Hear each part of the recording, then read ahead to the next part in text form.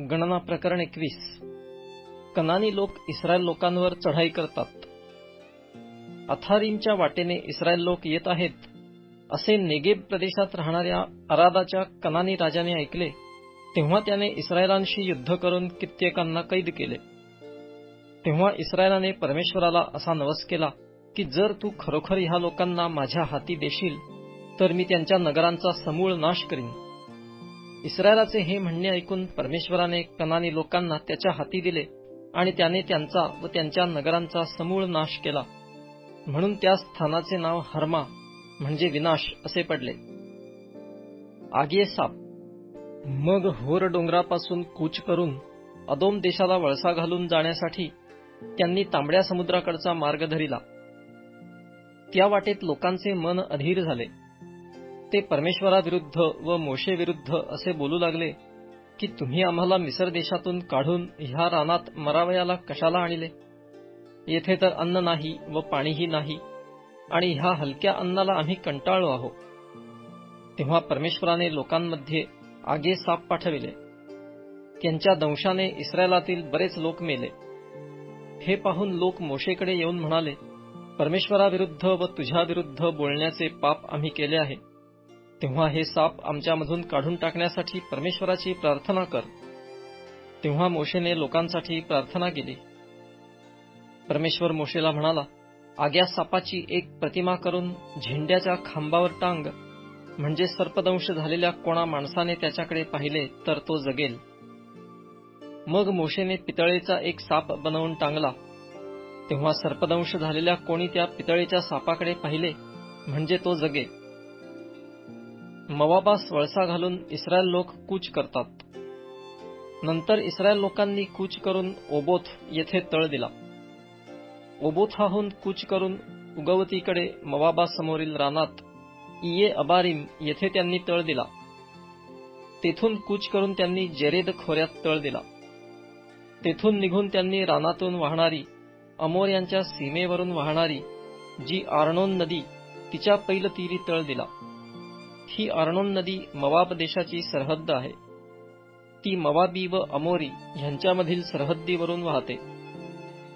ह्यामुळे परमेश्वराचे संग्राम नावाच्या ग्रंथात येण्याप्रमाणे लिहिले आहे, सुफातला वाहेब व आर्नोनेची खोरी आणि आर येथील वस्तीपर्यंत व मोवाबाच्या सरहद्दीपर्यंत पसरत पसरत गेलेली त्या खोऱ्यांची उतरण.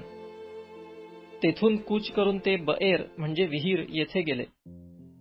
ज्या विहिरीविषयी परमेश्वराने मोशेला सांगितले होते की लोकांना एकत्र कर म्हणजे मी त्यांना पाणी देईन, तीच ही विहीर होय. त्या समयी इस्रायलाने हे गीत गायले, हे विहीर उसळून ये, तिला उद्देशून गा. राजदंडाने व आपल्या काठ्यांनी सरदारांनी ही विहीर खणिली.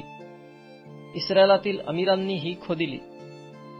मग ते रानातून मत्तनाला गेले आणि मत्तनाहून नाहालीएलास आणि नाहालीएलाहून बामोथास गेले आणि बामोथाहून कूच करून रानापुढील पिसगाच्या माथ्यापाशी असलेल्या मोवाबाच्या मैदानातील खोऱ्यापर्यंत ते जाऊन पोहोचले.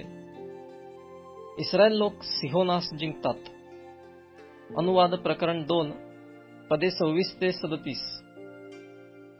मग इस्रायलाने अमोऱ्यांचा राजा सिहोन ह्याला जासुदांच्या हाती सांगून पाठविले की आम्हाला तुझ्या देशातून पलीकडे जाऊ दे. आम्ही आजूबाजूला वळून कोणत्याही शेतात किंवा द्राक्षमळ्यात पाऊल टाकणार नाही किंवा विहिरीचे पाणी पिणार नाही.